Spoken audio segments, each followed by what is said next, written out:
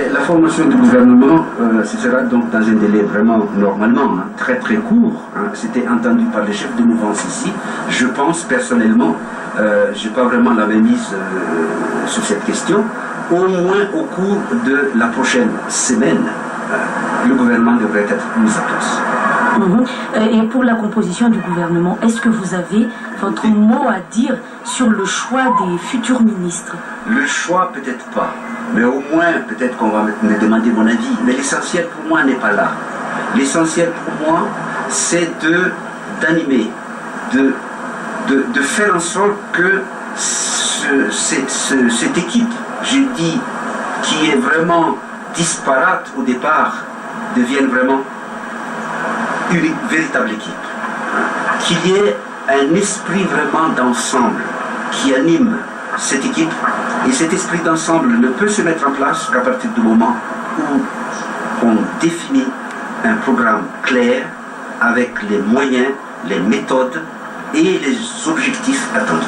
Oui, et pour ce qui est de votre cas, vous avez un chef hiérarchique, je dirais, trois. Oui, de la mouvance Radziwill, M. André Radziwill, M. Fétisson de la mouvance Rabanman et M. Emmanuel Rakoudvaïn. Et en même temps, vous avez été, je dirais, proposé par l'amiral Didier Ratsirek. Comment ça va se passer? Vous avez recevoir les ordres de qui? Non, les ordres, je ne crois pas. Déjà, je refuse cette idée-là. Des suggestions, des orientations, oui.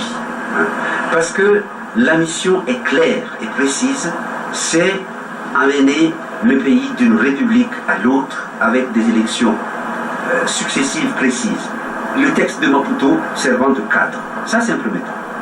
Deuxième point, c'est que je regarde et j'accepte tout un cœur égal, comme disent les philosophes, parce que finalement, les quatre mouvances se trouvent au même niveau pour moi.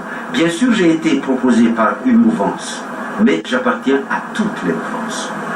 Quant au triumvirat, si on peut appeler ça comme ça, ben le texte est clair, il y a une hiérarchie, il est évident, il suffit de lire le texte.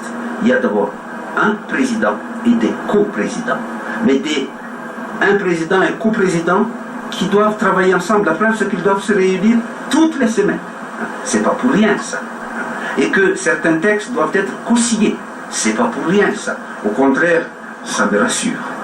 Ça me rassure parce que, au moins, il y a une collégialité qui doit se mettre en place et qui va normalement dans le sens du partage. Donc vous assurez la réussite, le succès de ce gouvernement? Je n'assure pas. J'assure avec les autres. J'assure avec les Malgaches. Comme dit le proverbe, un seul arbre ne fait pas la forêt. Et avec un seul pouce, vous ne pouvez rien faire d'autre. Il faut deux mains pour applaudir. Et donc, il faut et le pouvoir et la population. Dans son ensemble. Pas seulement de la capitale, j'insiste.